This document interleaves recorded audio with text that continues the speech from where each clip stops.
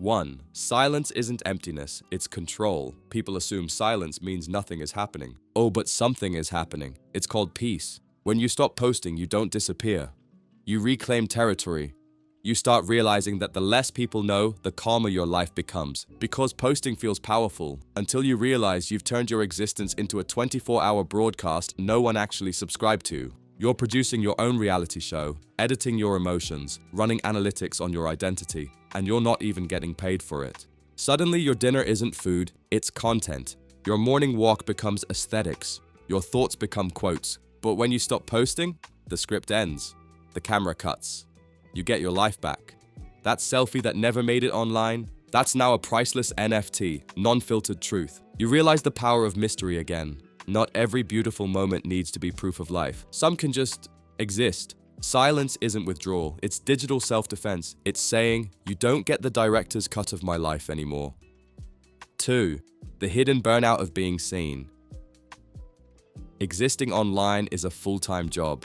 You're the talent, the editor, the brand strategist, and the unpaid intern, all at once. You post a photo, and within minutes, you're calculating engagement like a Wall Street analyst. Why did this one flop? Did I post at the wrong hour? Should I have smiled more? Then you start assigning meaning to reactions. Your aunt heart reacted. Your friend didn't. Someone from 2016 just rewatched your story. Congratulations, you now have social anxiety with analytics, and when you don't post for a while, people start treating it like a missing person case. Are you okay? Did something happen? Yes, something did happen. I went outside. Remember that place? It's like the internet, but with oxygen. After a while, you get tired of being the main character in a show that never ends. You don't want to be the star anymore. You just want to be background noise in your own story. Because peace doesn't come from being seen, it comes from not needing to be. 3. The watchers, the observers, the digital ninjas. Ah, the silent ones, the ghosts of the timeline. They never post, but they see everything. They've witnessed your glow-up, your breakup, your soft launch relationship, and your accidental thirst trap. They could write your biography if they wanted to, but they won't. They're quiet, stealthy, and absurdly observant. They don't engage, they study, they scroll silently, screenshot occasionally, and judge with compassion. These are the digital anthropologists, the ones analyzing humanity from behind profile pictures of sunsets or dogs. They're like wildlife photographers, patient, unseen, waiting for chaos to unfold naturally. They don't need to be seen to understand what's going on. They already know how the feed works, and they've chosen to watch instead of perform. They're not disconnected, they're decoding.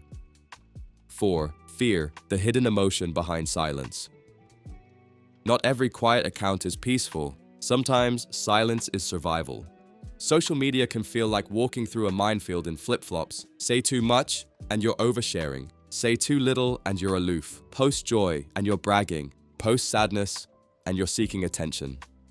It's a lose-lose scenario, so some people just stop playing. They vanish from the stage, not because they're afraid of people, but because they're exhausted from performing for them. Because here's the truth, once your authenticity gets booed by the crowd, you start valuing privacy over applause. The quiet ones aren't hiding, they're healing from the noise. 5. The quiet rebellion against the algorithm. Let's be honest, the algorithm doesn't care about your soul, it doesn't want your truth, it wants your time. It's a bored robot whispering, post more, engage more, overshare more. And when people finally stop posting, it's not silence, it's mutiny. You won't boost my engagement? Fine, I'll boost my sanity. You want my data? Sorry, I've gone off grid. It's the digital version of walking off stage mid-concert to grab fries. A subtle act of rebellion that says, my life isn't content, it's mine.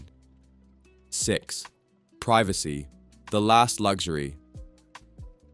In 2025, privacy is basically the new diamond. Everyone wants it, but only a few can afford it. Your phone listens, your apps predict, your fridge probably knows your emotional state by now. So when someone guards their privacy, it's not weird, it's elite behavior. They're not antisocial, they're exclusive. Their life is a members-only experience. No tags, no check-ins, no outfit of the day. You can't stalk them because they logged out before it was cool. They're living the rarest lifestyle imaginable, untraceable joy, because here's the truth. In a world obsessed with exposure, privacy has become rebellion's quiet twin. 7. The science of staying unbothered. Psychologists have found that people who post less often score higher in traits like self-restraint and introspection. Translation: they don't need digital applause to know they exist. They've mastered something most of us lost: internal validation. While others refresh notifications like they're checking for a heartbeat, the quiet ones just breathe. They have something called an internal locus of control, which basically means their happiness isn't outsourced to Wi-Fi. They're not online searching for proof of worth. They're offline, busy living it. 8. The detox. When you stop performing. When you stop posting, you experience withdrawal, a twitchy moment where your thumb hovers over the share button for no reason. Then something beautiful happens. You take a photo of a sunset and keep it. No hashtags, no filters, no performative nostalgia, just the moment, raw and fully yours. It feels strange at first, like walking without shoes after years of armor. But then it becomes freeing, addictive even. You start tasting your food instead of photographing it. You start laughing without wondering if it would make a good reel. You start feeling again, without an audience. And suddenly, you realize the world didn't get smaller without social media. You just got quieter, and that's what made it bigger. 9. The paradox of visibility. We built social media to connect.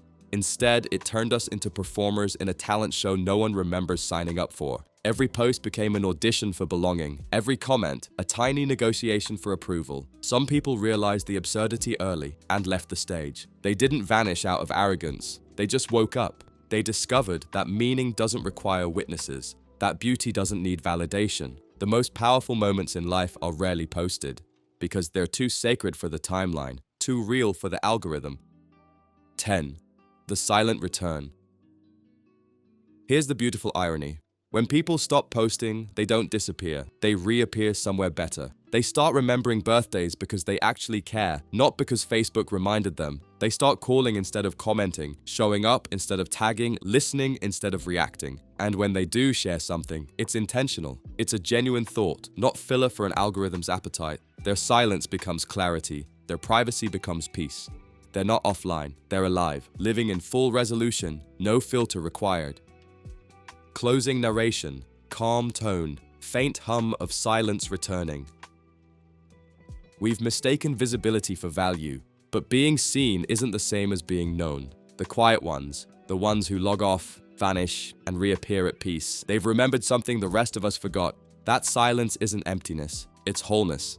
That not every moment needs proof, and that life, unposted and unfiltered, is still the most beautiful thing worth keeping to yourself. So if you see someone who never posts, don't assume they've disappeared. They might just be out there living freely, in high definition, with no audience and no need for one.